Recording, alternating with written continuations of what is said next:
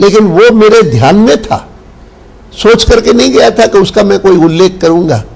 लेकिन जब पाकिस्तान की सरकार ने मुझे कहा कि आप लाहौर के पास में कुछ मंदिर हुआ करते थे कटास राज के, और वो पुराने मंदिर हैं, महाभारत काल के समय के मंदिर हैं, उनका जीर्णोद्धार हम करना चाहते हैं, फिर से उनको रिनोवेट करना चाहते हैं, अगर उस प्रोजेक्ट का आप उद्घाटन करें। मैंने प्रोजेक्ट का उद्घाटन किया और उसके अगले दिन मुझे कराची जाना था, तो उसने ये वो जो स्वामी रंगनाथानंदा से जी बातचीत हुई उसकी स्मृति को फिर से जगाया और मुझे प्रेरित किया कि मैं इस बात का जिक्र करूं कि ये आपके जो संस्थापक है उन्होंने ये बात कही। इसमें कहीं जो ये एक एप्रीहेंशन या एक असेसमेंट है कि आप अपनी जो हार्डकोर इमेज है जो देश में एक तमाम समय से बनी हुई है, वो सही हो या गलत हो, कहीं उसको डाइल्यूट करने के लिए या एक लिबरल इमेज बनाने के लिए ऐसा किया? It was not a considered kind of expression. Not at all, not at all. Otherwise I would not have said it here. As deputy prime minister मैं अपने को उसको बखान कर रहा हूं, क्योंकि मैं अगर इमेज की बात कहें तो मैं कई बार लोगों को, जिसकी लोगों को जानकारी नहीं, क्योंकि मेरा व्यक्तिगत मामला है। जी, मैं इस प्रश्न पे आता हूं। एक डाइकोटमी पर्सनालिटी में नजर आती है कई बार, जैसे कि ये जिन्ना प्रकरण था, इसको भी छोड़ दीजिए। कई बार ये होता है बाबरी मस्जिद को लेके आप आहत हैं, ये एक स्टेटमेंट है, आप वहां थे, ये दूसरा एक पोजीशन है। तो कई बार लगता है कि कहीं बहुत पैराडॉक्स कहीं नजर आता है, ऐसा आपको कभी मुझे महसूस हुआ है? पैराडॉक्स है नहीं, पैराडॉक्स आज की स्थिति में है और देश के वातावरण में है, जिसमें हिंदू की बात करना कुछ घटिया बात है। ये पहले नहीं था।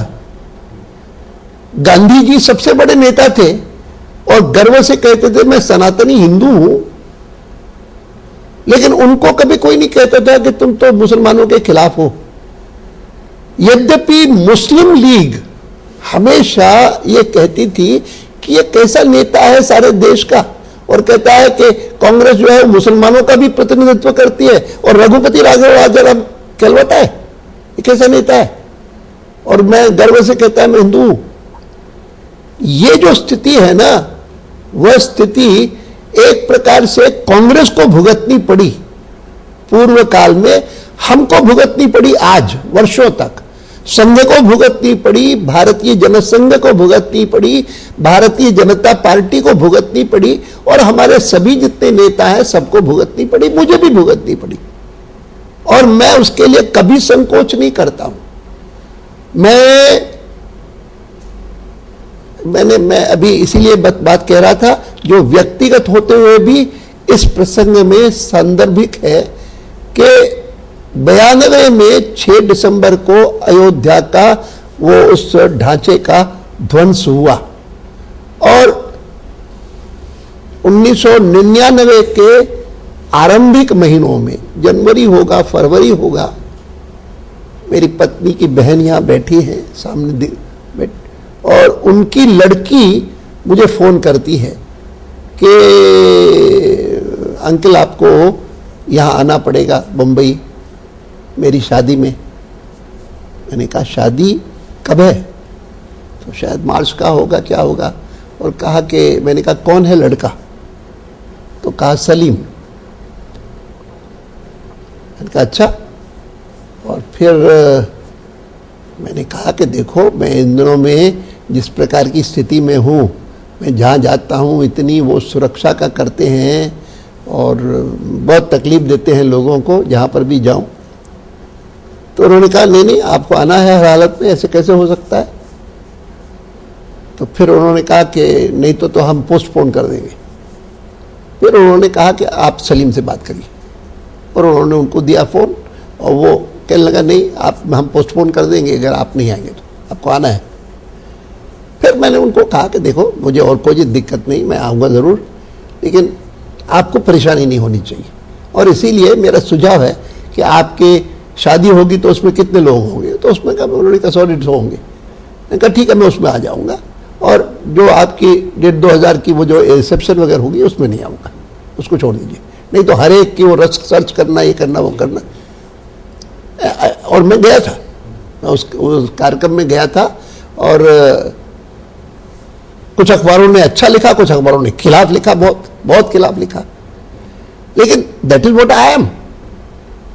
मैं हमारा वो प्रश्न अनुत्तरित रह गया, लेकिन इसको हम एक लेते हैं छोटा सा ब्रेक। ब्रेक के बाद फिर लौटेंगे, आप कहीं जाइएगा नहीं। आडवाणी जी, हम लोग बात कर रहे थे, संघ क्या कहीं संकुचित था जब उसने इस चीज को देखा नहीं, या एक अनायास कमेंट था जिसको लेके 2.5 साल तक ये चीजें चलती रहीं? तो कहीं आपको लगता है कि संघ में कालांतर में कुछ कहीं आ गया है जो थॉट प्रोसेस में कहीं रेस्ट्रिक्टेड उसका वो है? नहीं, ये संघ का ही सवाल नहीं है। मेरे अपने सहयोगी पार्टी में जो है, उनको भी इस पर आश्चर्य लगा, धक्का लगा कि क्या है, आडवाणी को क्या हो गया कि वो कहते हैं जिन्ना इज सेक्युलर। संदर्भ नहीं, मैं जिन्ना की बात नहीं कर रहा हूं, मैं तो जिन्ना के एक भाषण की बात कर रहा हूं। इस बात को नहीं कह रहा हूं कि कोई जिन्ना ने विभाजन नहीं करवाया, उन्होंने करवाया, और विभाजन के कारण मेरे जैसे लाखों लोग जो है वो बेघर हुए, हजारों लोग मर गए, हत्याएं हुई, कत्लेआम हुआ। मैं वही ये सब जो चीजें हैं वो टोटलिटी में कोई अगर जिन्ना को देखेगा तो वो सारी बातें आएंगी। बाकी अगर मैंने कोई एक भाषण लेकर के उनका खास करके पाकिस्तान के लोगों को संबोधित करने की बात कही, कोई सिचुएशन स्पेसिफिक टाइम स्पेसिफिक एक कमेंट था जिसको उसी संदर्भ में लेना चाहिए था। और फिर मैं तो ये मानता हूं कि अगर एकाध ऐसे कमेंट के कारण जो सही है, आज पूरे पाकिस्तान में मेरी छवि बदली हुई है। आज मैं उसके बाद में देखता हूं, पाकिस्तान से कोई भी यहाँ आता है दिल्ली में, तो दुनिया भर से भी मिलने के बाद भी वो जिसके यहाँ ठहरा है उसको कहता है कि मुझे आडवाणी से मिला सकते हैं क्या? जिस व्यक्ति को वो एक पर्सोनिफिकेशन मानते थे of everything that is anti Muslim, anti Islam, anti Pakistan, suddenly they have become in a way admirers of that person. इसीलिए मुझे व्यक्तिगत रूप से तो मेरी पार्टी ने या मेरे सहयोगियों ने नहीं समझा, उसका दुख हुआ, लेकिन उससे ज्यादा दुख मुझे इस बात का हुआ कि मेरी पार्टी ने एक अवसर खो दिया। 6 दिन में जो मैं व्यक्तिगत रूप से अपने बारे में ये इमेज बना पाया कि मैं हिंदुत्व का गर्व करता हूं, लेकिन मैं मुसलमानों के खिलाफ नहीं हूं, मैं इस्लाम के खिलाफ नहीं हूं, मैं पाकिस्तान के खिलाफ नहीं हूं। मैं तो यहां आया हूं, भारत और पाकिस्तान के संबंध नॉर्मल होने चाहिए, अच्छे होने चाहिए, इस बात को बढ़ाने के लिए। जी, जब भविष्य में इतिहास लिखा जाएगा तो आपके इस स्टेटमेंट को 2 तरह से देखा जाएगा। आपने अपने पर्सनालिटी एग्रेंडिजमेंट के लिए या जिन्ना को एक टाइम स्पेसिफिक इशू को लेके आपने सेक्युलर कहा, जबकि हकीकत यह, क्या आज आपसे पूछा जाए कि जिन्ना सेकुलर थे तो आप बेसाख्ता कहेंगे कि जिन्ना सेकुलर थे ऑल थ्रू हिज करियर और all through his political life?